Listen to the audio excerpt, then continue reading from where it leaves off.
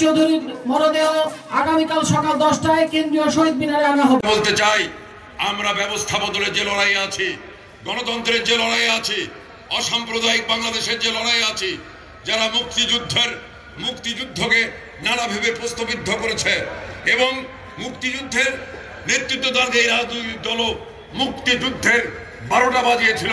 বৈষম্য বিরোধী যে গণ আন্দোলন সংগঠিত হয়েছে সেখানে জনগণের বিপুল অংশগ্রহণ ছিল এবং এই আন্দোলনের ফলে জনগণের প্রত্যাশা হলো অতি সত্বর সামনে একটি নির্বাচন, নিরপেক্ষ নির্বাচন, কালো টাকা প্রভাবমুক্ত, পেশিমুক্ত একটি নির্বাচন, যে নির্বাচনের মধ্য দিয়ে দেশবাসীর তাদের ইচ্ছার প্রতিফলন ঘটে এবং বৈষম্য সত্যিকার অর্থেই বৈষম্য যেন দূর হয়।